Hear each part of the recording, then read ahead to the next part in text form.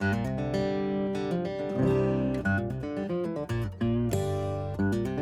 I'm Doug Young. In this video, I will walk through the process of recording, mixing, and mastering Teja Gerken's Test of Time, a solo fingerstyle instrumental CD, and we'll do a deep dive on the opening track of the CD, a tune called Vicky's Red Boots that Teja wrote.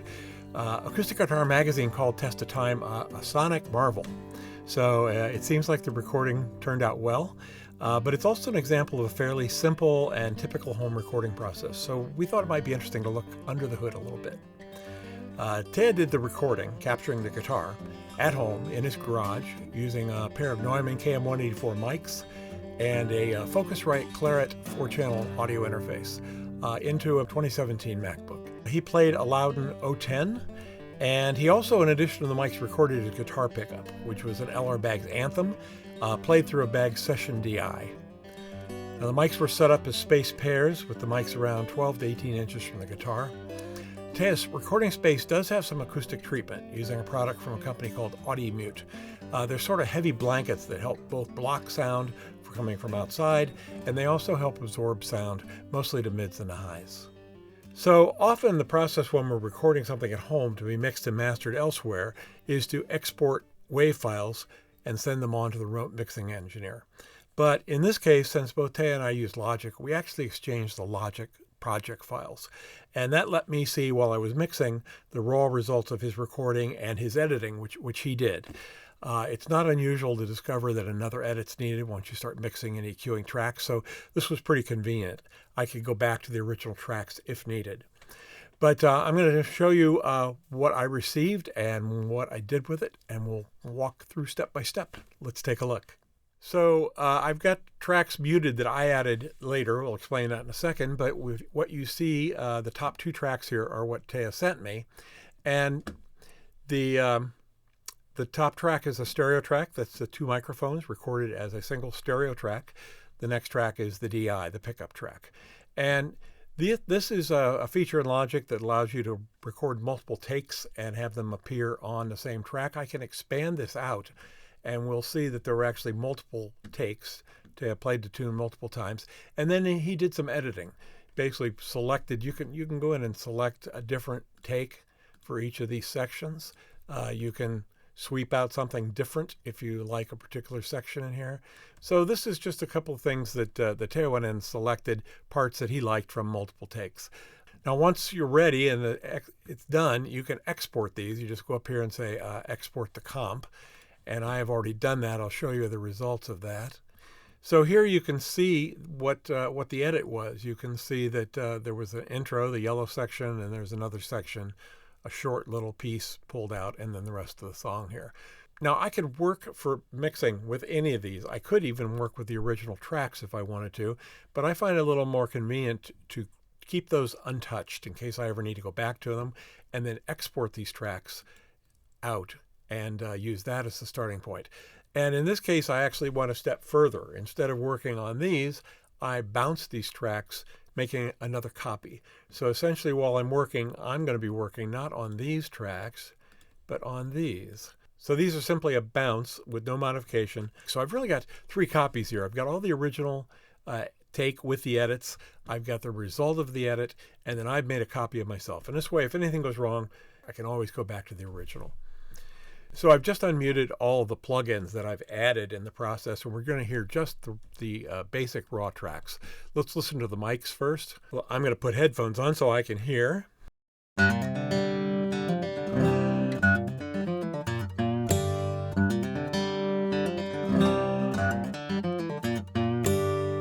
So that's the stereo recording of the microphones. Let's check out the DI track.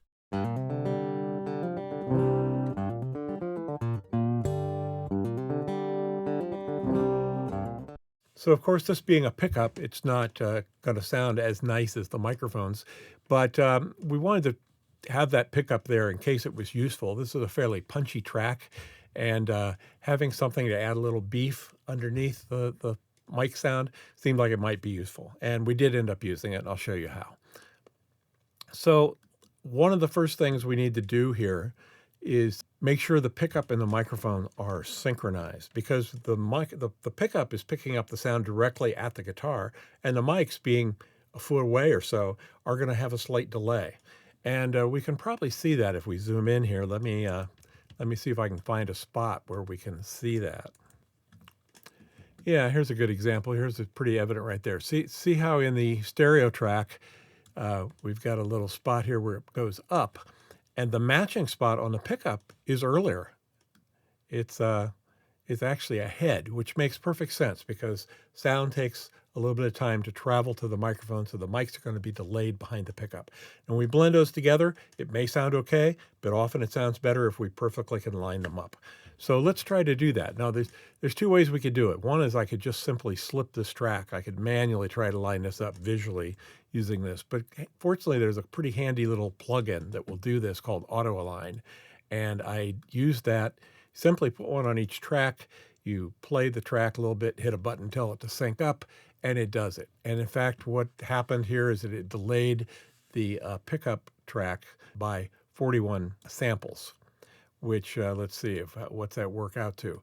About almost 12 inches, which is basically the mic distance that Teja used from the guitar. Let's listen to a little bit of the combination.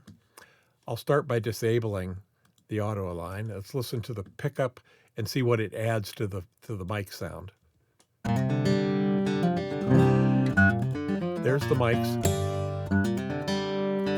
And there I brought in the pickup. Now I got the pickup mixed a little bit lower. And now let's turn on auto align. Let me flip that on and off. Off. On.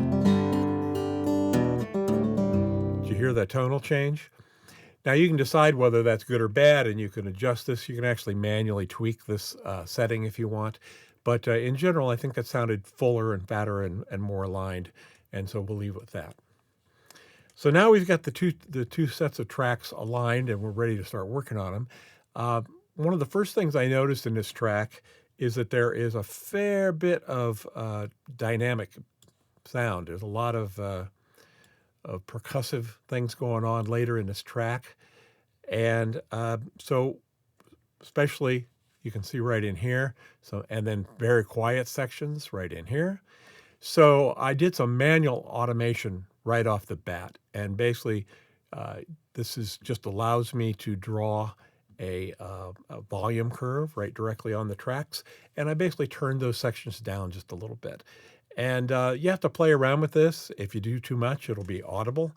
But it's a good way to sort of manually go in and tweak this thing and sort of even out differing levels quite a bit. And you can go in and change them after the fact if you want to. So I could go in and play around. You want to be very careful in that if you do too much, you'll hear the volume drop. You really just want to take the edge off these louder sections. So let's walk through some of the plugins and processes we add. I'm going to look at just the microphone track first. One of the things I like to use on guitar tracks is this UA Teletronics LA2 compressor. And I don't do a lot of compression. In fact, let's take a look. Watch the compression needle. It's not even moving. It might move if we jump up to one of the loud parts. Wiggling just a little bit, hard to see. So we're probably getting, a half a dB of compression or something. It's really not doing very much, but again, it makes the sound a little rounder, and I just like the tone that the LA2 imparts to the track. Now, the next thing up, because of this sort of the dynamic sections of this, I added a limiter. And that's just to make sure these peaks don't go over. And here I used a UAD precision limiter. There's lots of limiters that you could choose, but this was one I had handy. Let's see what happens. In a quiet section, like here, turn it on. The gain reduction is going to be right here. Nothing's happening. But if we go here,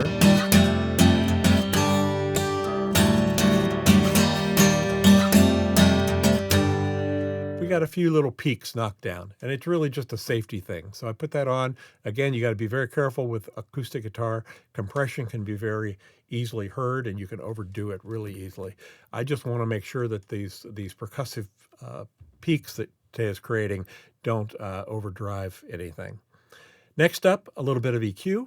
And I'm using a EQ called Pro Q3 from FabFilter. There's lots of great EQs out there again, but this is one that I kind of like. And I'm doing a couple of things. One is this is a high-pass filter. I'm just cutting out low-end mud below where the guitar is because there's nothing useful down there, but there might be, I don't know, sounds of traffic going by or something that we want to make sure aren't there. And then I did a little bit of dynamic EQ. Dynamic EQ is something that sort of combines the behavior of a compressor and an EQ. And when you hit a certain threshold, it'll do a cut or a boost of EQ in a certain area. And so here I've got a little bit of a dynamic cut at about 200 hertz, sort of a mid-range, lower mids, which sometimes get a little heavy on the Loudon. And also there's, especially in some of the percussive areas, there's some stringy sounds in the highs up here. So I put some high cuts. And this EQ is actually pretty cool, the way it shows you this. It helps you, not only can you listen, but you can use your eyes and use the tool to visually identify problem areas. Watch what happens here as we play.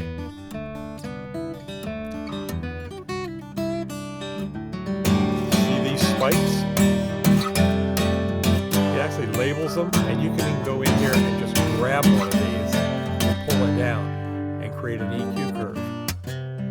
That's not one I did, so I'm going to get rid of it.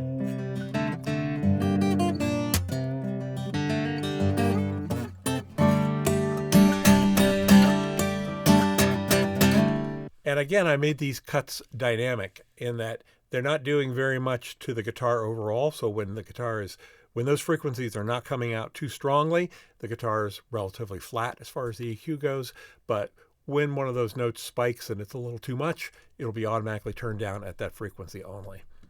So that's the basic first pass of EQ I made, was to get rid of a few harsh notes here and there. After that, I actually did another EQ, and this one's a little gentler. I could do all this in a single plugin instance, but I actually kind of find it useful when I'm experimenting to use different plugins, stack them, and so I can try something, and if I say, well, that didn't work, I just get rid of the plugin and I can go back to the way it was more easily than if I've got all kinds of adjustments in a single plugin. Okay, so that's the mic track starting to come together. Let's go look at the pickup track. And again, I'm going to do a little bit of EQ. I cut some of the highs. I mostly want to use this pickup to bring in some low end and solidity. So I'm really cutting a little bit of highs, not very much, and boosting that low end a bit. I also have a second EQ on here. What did I do? Oh, I just did again, a high pass filter, again, to cut out any mud if there's any hum or anything coming from the pickup and the DI. And also I added a limiter on the pickup, again, in those loud sections. We see a little bit of limiting going on.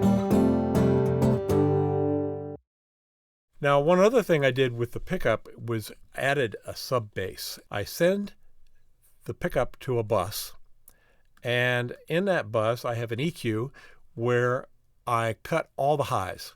We've got, in fact, we can solo that bus, I believe. I can turn that up so you can hear it. And then I'm adding a plugin from BX called Subsynth. And what this does is sort of generates a synthesized lower octave, which is going to really beef up the bottom end. Let's listen to how that sounds. So it really creates a rumble, but a rumble based on the notes. Now, the reason that I cut all the highs is because I don't want octaves synthesized for the high notes. I really just want the bass. And of course, I pushed this way up. We're going to take it back down to where it was. It's really pretty quiet. It's almost subliminal. But if we listen to the pickup track now, it's just got a little more heft. I didn't want to have this be something that sounds fake, but I did want the guitar to have a little more bottom end and punch. So with that, let's hear how these two sound together. Let me start with just the mics. Bring in the pickup track.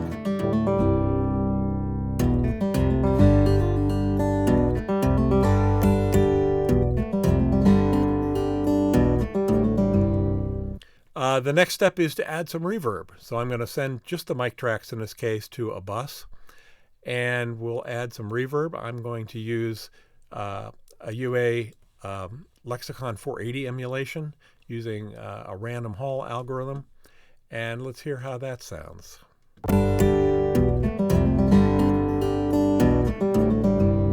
Here's just the reverb. Now, one thing that I've done here that I often do is before the reverb. This is one of the nice things about sending reverb to a bus and using it as a send, is that we can put additional effects in the path of only the reverb. So what I'm going to do here is I'm going to add a isotope guitar denoise plugin that automatically detects and removes squeaks. And basically any kind of squeaky type sound on the guitar, it's fine. That's a natural thing for the guitar to do, and we're not going to try to eliminate those from the recording. But I don't necessarily want them to go zinging around the room through the reverb, emphasizing them. So I'm going to heavily de-squeak the reverb send. You'll never notice if a squeak is removed in the reverb. It just, the squeak will not get emphasized. And so I add that before the reverb. So at this point, we've got basically the basic mix.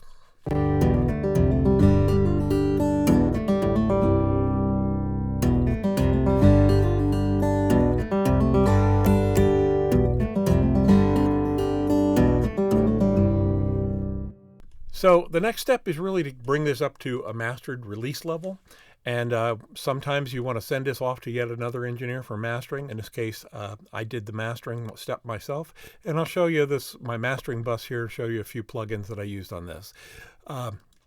First up was another Universal Audio emulation of the SPL Vitalizer. And this thing does a lot of different things, but in this case, all I'm doing with it is a little bit of stereo widening. I'm just trying to open the track up a little bit. Let's, again, it's fairly subtle. All these things are subtle because the original recorded track sounded pretty good. I'm not trying to radically transform anything. I just want to slowly enhance it a little bit. And a little wider seemed like it worked nicely. Next up, I added a little bit of saturation, this time using the Kazrog True Iron plugin, which emulates a transformer. It just adds a little bit analog goodness to the track.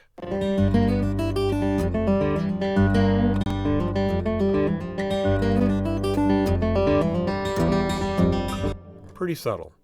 I also added yet another saturation plugin. I don't usually use multiple of these, but on this project I did. This is from FabFilter. It's called Saturn, and it offers all kinds of different saturation options: tape, tube, transformer, and lets you apply it to different bands. Quite complicated. This is just a preset that they offered that I thought sounded good. So put that on. Off. On.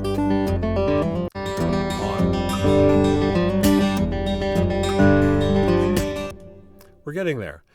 So at this point, the next thing up is I added a little bit of compression. This is a multi-band compressor that allows me to do a little bit of sort of an EQ curve combined with compression. It's going to make it louder and shape the EQ curve just a little bit more. Off. On.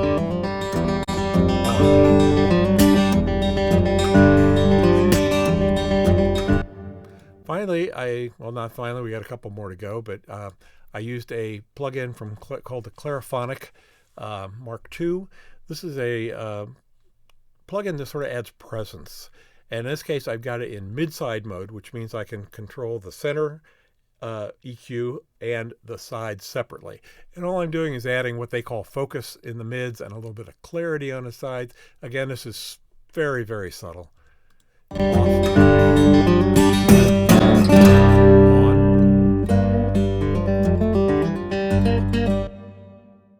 next thing up, and really the final thing as far as finishing this, is to add a limiter at the end. And this is more about just making sure I don't have any peaks that go over, and also that I can control the final gain to push it up to the final level.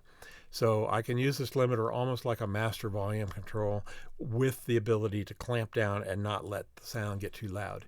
And then finally, we've got a meter on the bottom. This is called the Uline loudness meter. I like this one because it shows a history and you can sort of see what's going on. You can set different targets. I wanted to see what Spotify, which likes -14 LUFS, and so that's what I set it for. And let's play the track and see what we got. And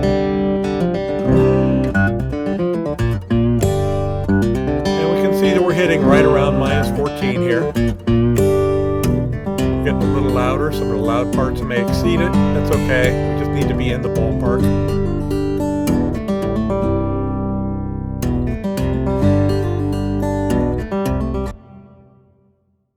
So that's the final mix. Let's just wrap this up by comparing before and after so that we see what we got. I should say before I'm done that these specific plugins don't matter. And in fact, going through this project, which I did almost a year ago now, I'm sort of like, wow, I used that plugin. I don't use that anymore. And because you can make different choices, depends on the track, depends on how you feel, what plugin you are familiar with, what you want to do. But in this case, these were what I picked for this particular project. If I did it over, I might make different choices, but this is what we have. So what I'm going to do is just back to back here, play a little bit of the track raw, the way I got it from Teja, and then we'll show you the final mix in comparison. Here we go.